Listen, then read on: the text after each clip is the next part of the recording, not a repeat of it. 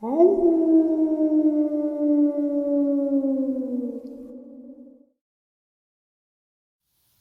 greetings and salutations, everyone. I hope everyone is still doing well. Let's end this night with a bonus, and a good bonus at that. But before we get into it, a couple links. As you know, I rely on Patreon, PayPal, channel membership, and the merch to help the channel to continue to grow and go. Links to Patreon, PayPal, and channel membership are in the description below.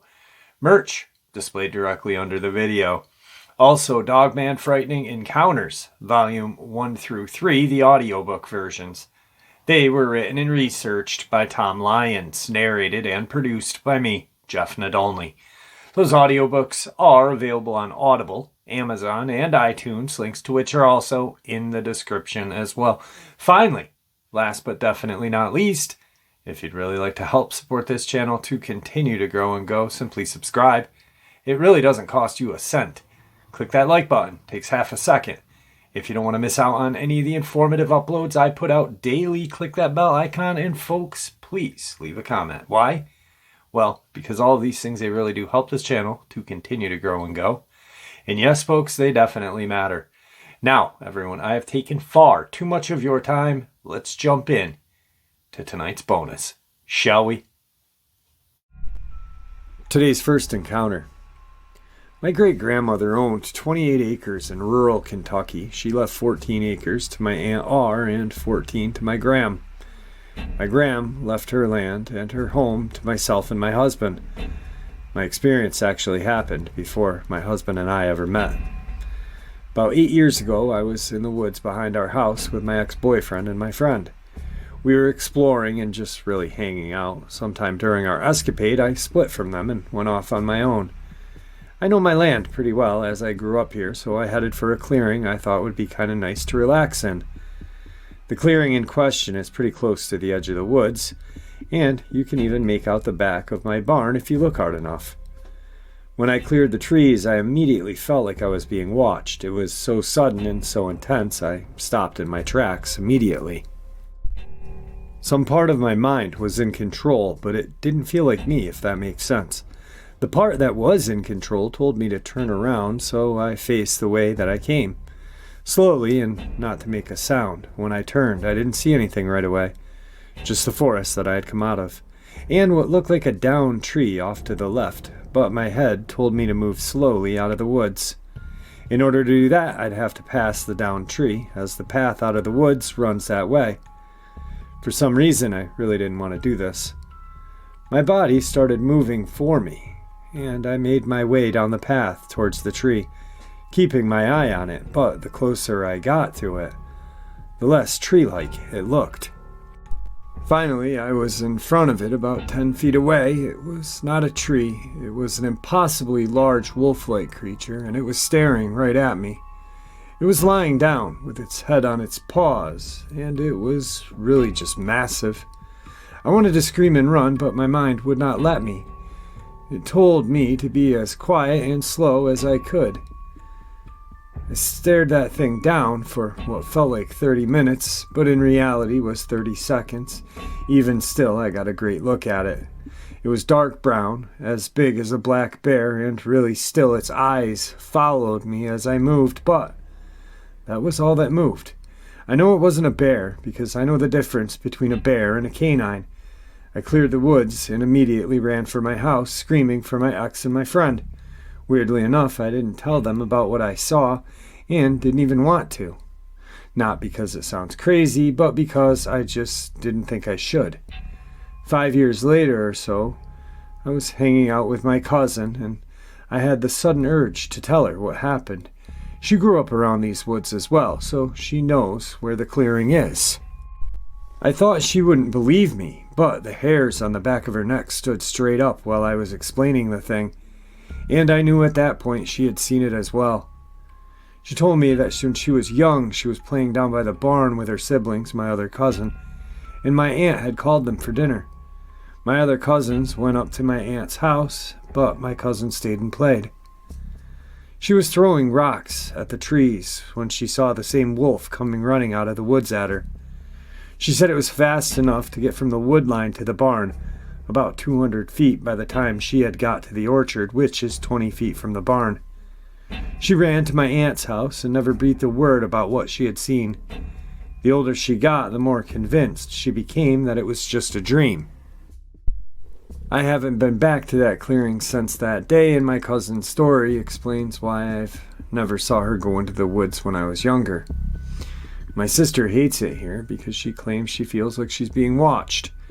Everyone but me thinks she's ridiculous. My cousin theorized that it's a type of guardian spirit. It was angry with her for throwing rocks at the trees, and that's why it was aggressive with her. It didn't attack or chase me because I wasn't harming anything. I'm not sure, but it's the best explanation we have, as no one but us knows about it. I'm sharing this encounter for the first time, honestly, just so maybe someone could tell me what it was. The weirdest thing of all is that my cousin swears she remembers it having large, purple-colored eyes that burned into her, but I don't remember what the eyes looked like. I stared into those eyes for 30 seconds, and to this day can't remember what they looked like, only that they followed my movements. I apologize if this is sort of scattered or in wrong format. I just wanted to share my experience and hopefully gain some insight. Also, I was 100% sober that day. I don't have a history of hallucinations or delusions. In fact, I rated high for logical thinking and rational thought when I was evaluated. Today's second encounter takes place in upstate New York, and you know I had to share it. For some background, me and my buddy bought a bus from Facebook Marketplace, and we went to the buyer's property, which is way out in the boonies, in order to work on it and get it working while we still had daylight. It turned out that the bus was really rusted on some of the parts we needed fixed, and we needed professional work, so we called our buddy to come pick us up and began walking down the road to meet him, at least a few minutes early. The drive is about an hour from our home. During our walk down the dark country road, we passed by a house with a large yard, and hear this strange yelping that I can only describe as a mixture of a dog barking and a human screaming. At first we thought it was nothing, and just thought it was some weird animal or someone screwing with us. However, after the yelping sound, we couldn't shake the feeling like we were being watched, as well as hearing twigs snapping to our right in the woods. We kept walking till we reached the streetlight and stopped for a minute, and while we were in the light, the feeling of being watched was heavily diminished, and the twigs snapping disappeared. After a bit, we decided to keep walking, and the feeling of being watched came back. We kept walking and checking behind us, and eventually we came across a field with knee-high grass, and we could hear the yelping again, before suddenly the grass next to us started shaking violently, as though something was coming towards us. Both me and my buddy stopped and stared at the spot, before we started shouting at it in deep voices, which seemed to confuse or stop the thing. After a short time of nothing coming out at us, we kept walking, but looking over our shoulders before we reached a crossroad where our friend met up with us and picked us up. We never laid eyes on the thing, and both me and my buddy are fairly avid outdoorsmen. It didn't sound like any animal I had ever heard, and whatever it was stalking us. Today's third encounter. I was around 14 years old when this took place. We had just moved to my grandmother's neighborhood like 3 weeks prior. I was extremely familiar with this place, as I had visited every weekend. Down the road a bit was a small pond that was in the middle of the next neighborhood over. I would regularly go down there and fish, as my dad owned property on the pond. He had a very nice house with a little gazebo that protruded out into the water a little bit. He lived right near a small dam at the end of this lake. The dam was about 8 feet high, and on the side that wasn't facing the lake, there was a 50-foot concrete slope that went into the woods below. It was a Friday night in January, and me being a fisherman I was getting ready for a trip down there the next morning. I went to bed kind of early with my dog, my fishing buddy Angel. She's a Jack Russell Terrier, Rat Terrier mix. I'd had her since I was 6, man's best friend for sure. Once we got in bed, I couldn't sleep for some reason. I just tossed and turned. Finally dozed off for about an hour, but woke up for no apparent reason and couldn't go back to sleep. I looked at my phone and it was about 1 in the morning, maybe 1:30. I decided I'd just go down to the pond and start fishing. I grabbed my fishing pole, tackle box, thermos, and Angel's leash, and we started walking down. You might think I'm crazy for going fishing in 20-degree weather, but I was really into fishing. Besides, I was having great luck fishing down there that night recently, so I wanted to push my luck. It was a short walk to get to the lake, but I had to walk around the far side of where I'd fished, which was about a half a mile or so. It was foggy that night, but I could still see pretty well because it was full or almost a full moon. It was extremely quiet as well. Usually the road I was on was very busy at all hours, but it was too cold for anyone to be out, I guess. We made it to my dad's friend's house and we walked down to the gazebo. I set my things down and take a drink of hot chocolate before I start getting my line ready for the water. Angel found a small place in between a wooden bench to lie down. Now, this next bit may seem unimportant, but just bear with me. Once I got my fishing pole rigged up, I cast it out and sat down and waited for a bite. My fishing reel has a setting where if a fish rugs on the line, it makes a loud clicking noise to let you know you have a bite. That's the setting I put it on. I sit down and look around. It was about 2:30 at this point. I look over to the left at the houses. I look over to the right toward the dam, which was about 40 feet from where I was. It's still really quiet, and I continued to look around the area, just taking in the moonlit water. Then, suddenly, I see something out of the corner of my eye. There, by the dam, I see a white blob walking on all fours, looking as if it was smelling the ground. It looked like a white dog from where I was, and I didn't want Angel to see it, so I picked her up and kept an eye on the thing. At this point, I still thought it was a dog, and I wasn't scared in the least bit. But then, as it made its way to the wall of the dam, it stood up on 2 legs, and I realized this was no dog. I crouched down beside the wooden bench where Angel was lying, grabbed her up, and faced her away from the creature. The thing didn't see me, and I was going to do my damnedest to make sure it didn't. I intensely watched it as it looked around the area. Then it proceeded to jump up onto an 8-foot dam effortlessly, almost as if it floated. Then it did something strange. Its pale white skin started to glow almost like a firefly.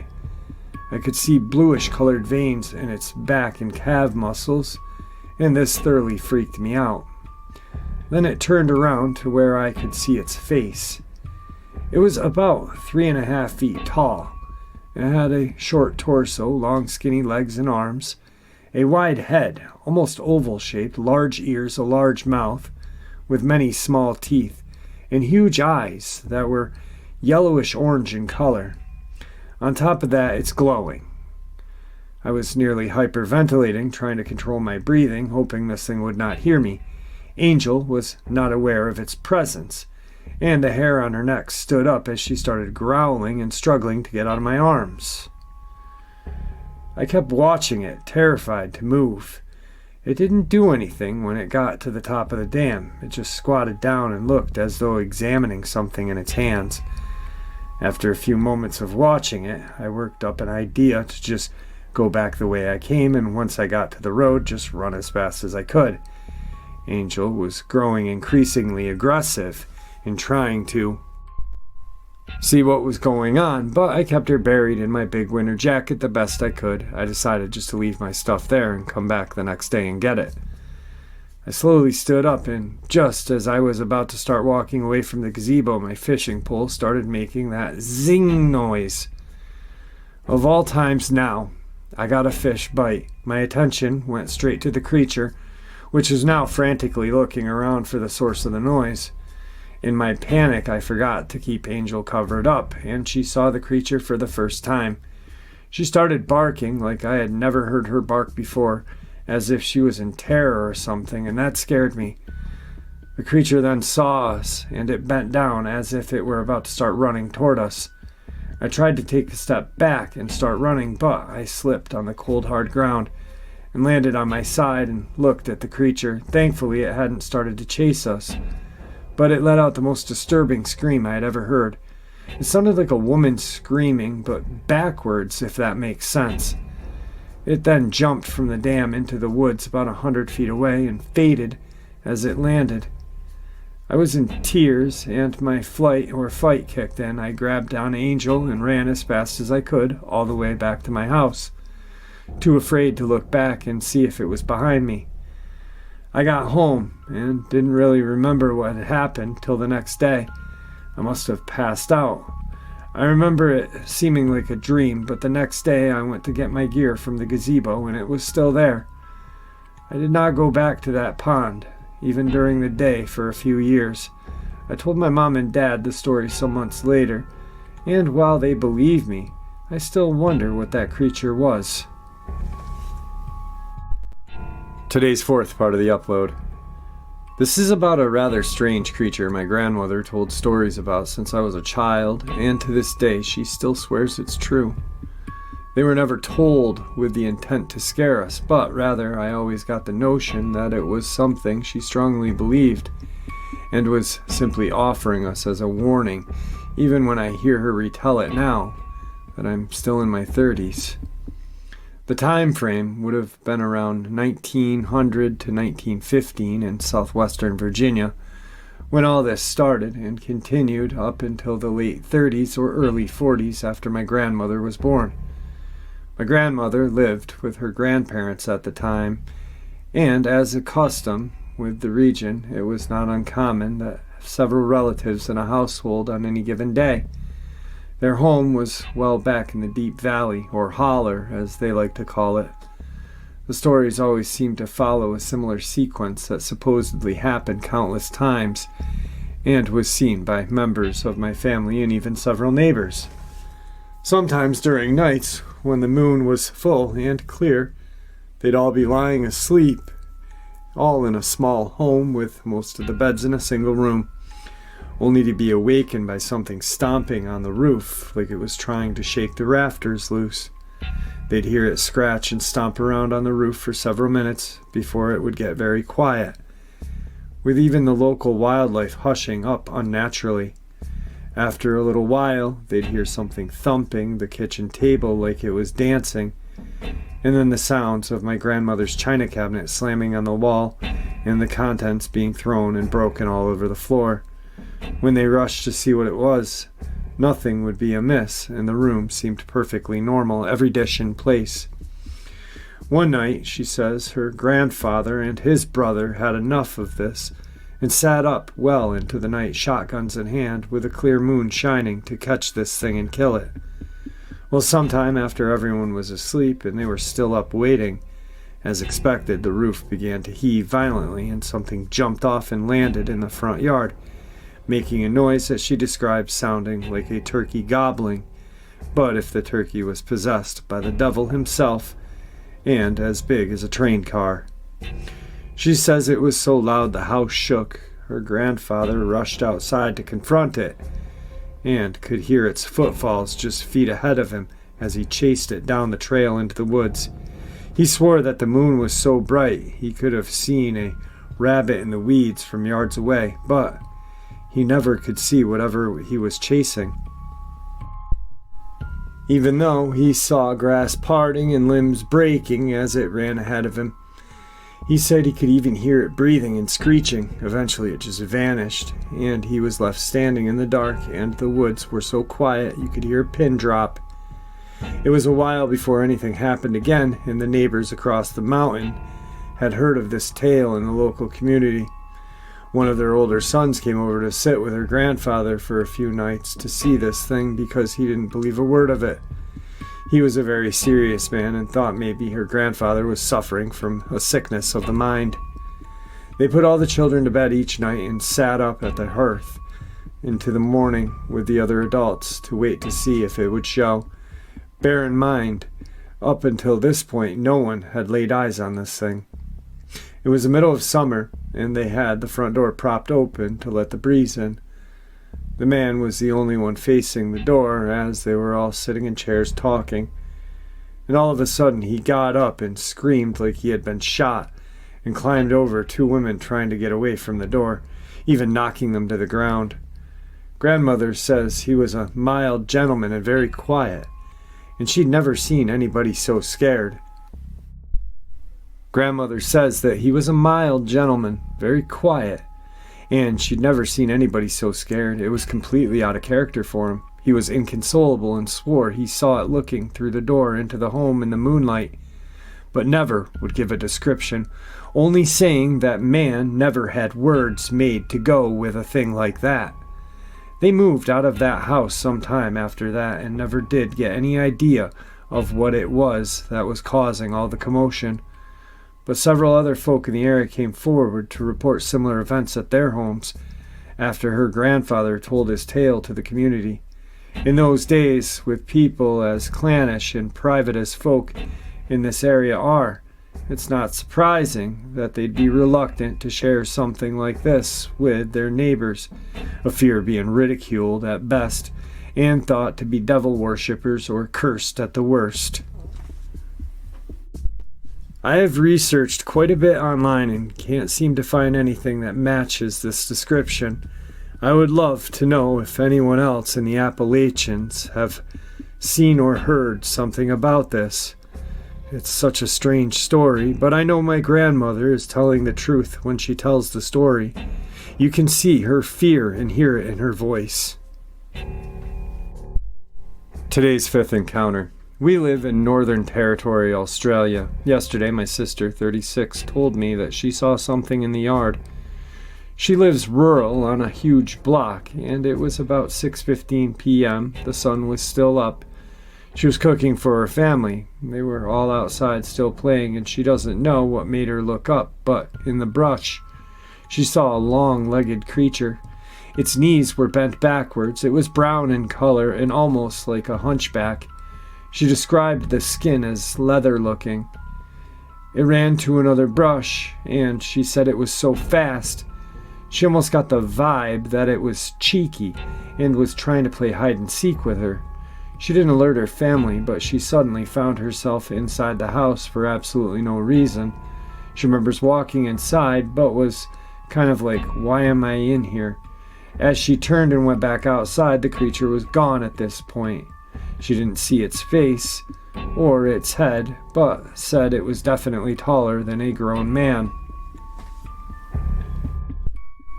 Today's final encounter.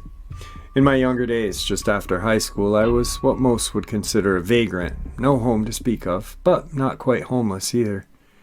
Growing up poor in a poor, dying factory town assures a few things, but most of the kids in my town knew and understood clearly the only way to escape such a bleak place was to leave. Find work somewhere else, and don't come back unless you want to be trapped forever. And I was no exception to this understanding. It was the result of this desperate retreat for certain poverty that led me to work as a laborer in a pipeline industry. Grueling work, but decent pay. A fair start for one such as myself. After about 3 months of working, my foreman, who we'll call Jay, discovered I was staying at a motel and wouldn't have it. He was kind enough to invite me to stay with his family until I found an apartment, and I was grateful for his offer. Jay and his family were honest rural people who lived in an honest rural area. A house with a barn in a field surrounded by wooded hills. No neighbors. One road in, one road out. Very similar to the houses I had seen and been around growing up. It was a great area and a great company, and I was thankful for such a turn in my luck. The first evening I stayed there, Jay's wife got me situated in my room. I became acquainted with everyone in the house over dinner. After our meal, I stepped out for a cigarette and decided the tree line behind their barn would be the best place to smoke privately and inoffensively. The sun had set, and then, by the time I stepped out of the house, the moon was high and full, keeping the valley. I was in a dully illuminated and casting the surrounding hills as dark shadows against the starry-filled sky. A night that I think most would find peaceful, but as soon as my boots met the grass, that primal instinct warning that a man gets sometimes being slowly creeped into my core. That alarm that tells you something is not right. Being young and dumb and brave, of course, I shrugged it off and continued to the tree line, attempting to keep the growing feeling at bay. When I at last approached the shadowed tangle of trees and underbrush of the outskirts of their yard, I reached into my pocket and pulled out my pack of Marlboros and my matches and struck it aright. As I brought the match to my cigarette, I saw it. A few feet from where I was standing, just barely within the trees, was a stark and outstanding silhouette of something huge. It stood crouched and still had to be at least 7 feet tall, large pointed ears, and a narrow, elongated snout. Its eyes glimmered that weird infrared color you see when animals reflect light in their eyes at night. Oh my God, there's a wolf. That's a wolf, were my initial panic-stricken thoughts. It was in the middle of this process that I realized there was no way this was a wolf, because wolves don't stand upright, and this creature was unmistakably on 2 legs. It was crouched low, one arm hung down past its haunches, and the other was pressed firm against the tree to right itself. Broad shoulders and savage posture, it did not move.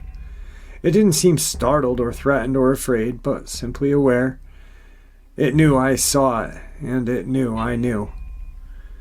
I wish I could say I did something, anything. I wish I could say that I ran, or I screamed, or I even moved. But I was frozen in fear, standing rigid as a statue with nothing but a quickly dying matchlight between me and whatever monstrous thing this was. We locked gazes for what felt like hours, but was only a few seconds. And as though the creature had decided it was done terrifying me, it straightened up and backed away slowly into the darkness of the trees. No sound, not a broken twig or a rustling of a leaf to be heard. As soon as my legs allowed me to, I ran like hell back to the safety of Jay's house, slammed the door behind me, and was met with a look of concern from my foreman and his wife, who were watching TV in the living room. There's something out there. It was the only thing I could gasp. Jay exchanged a glance with his wife and looked back towards me. Boy, if you're going to stay here, you need to understand that there's things out in the woods that you best not pay attention to, he said, and so nonchalantly, like he was talking about last night's football game. You hear a strange noise and you ignore it. You see a strange shadow, you ignore it. And if you get a strange feeling, you come inside and forget about it. There are things out there we just don't understand, but we respect, because it's their land. We just live here. It's been 15 years since my encounter with that creature in the woods, and I still think about it often. And though I stayed with Jay and his family for another 3 weeks after that night, I never felt easy on his property. That feeling never left. That warning stayed alert. And I will never go out to the woods at night unless I have absolutely no choice. Once you know what's out there, you never see things the same again. I know this may seem far-fetched, and I know that many won't believe what I'm saying. But my encounter is 100% true. What a great way to end today off with. Guys, I hope you enjoyed it as much as I enjoyed sharing it with you. Thank you for supporting the channel. Your support is what makes this channel continue to grow and go. And also what makes it so special. The community you guys have created in that comment section is second to none. The amount of respect you guys have for each other is awesome. I actually just read in the comment section, a subscriber is going through some personal issues, some health issues, and you guys are there for her, talking to her and helping share, what to do, what not to do, yada, yada. Prayers. It's amazing. It's freaking amazing. So thank you. Thank you. Please stay safe, happy, healthy, and ever vigilant, keeping an eye on our children, our pets, our family, and friends. These creatures are real, they are out there, and they are dangerous. Share that info with the people that you love and care about, and it may just save their lives someday. God bless you all.